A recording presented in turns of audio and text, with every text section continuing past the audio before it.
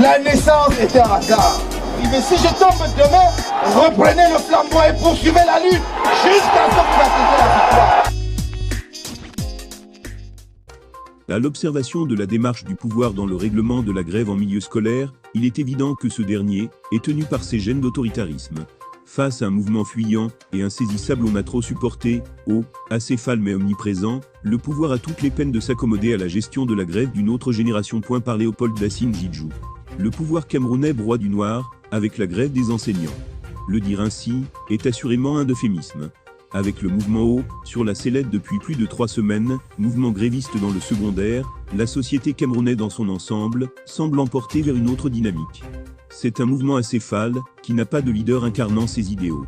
Contrairement aux grèves antérieures, où il fallait 1 à 2 rencontres entre un ministre et les leaders des syndicats, pour mettre un terme au débrayage, sans toujours satisfaire aux revendications, en retournant aux besoins ses leaders, le pouvoir est là en train de réviser péniblement sa stratégie, subitement désorientée par les manœuvres de haut.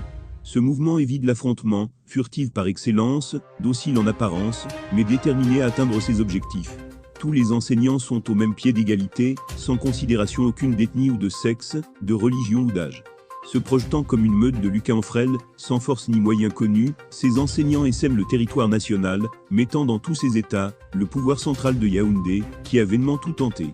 On a commencé par les négociations à la primature, en présence des cadors du gouvernement, déterminés comme d'habitude, non pas d'apporter une solution définitive à leurs exigences, mais de mettre un terme par tous les moyens à la grève, de la casser. C'est connu, le pouvoir camerounais ne supporte pas le bras de fer. Dans ce sens, est considéré comme un rapport de force tout refus de se soumettre à ses injonctions. Bientôt 1 mois que ça dure. On ne tient pas seulement dans ce rapport. Il est en train de menacer de le faire basculer en sa faveur, surtout au moment où les enseignants de l'éducation de base sont montés en force pour dire qu'ils étaient en débrayage bien avant eux. On observera que ce mouvement a réussi le tour de passe-passe d'inviter le président de la République dans le règlement de leurs revendications, pour au finish par 2 fois lui rétorquer dans 2 lettres ouvertes que les solutions qu'il préconise, avec son gouvernement, sont insuffisantes. Un crime de lèse-majesté, en quelque sorte. En agissant sous ce prisme, O est en train d'engranger une masse de sympathie au sein de la population, alors qu'on se serait attendu au contraire.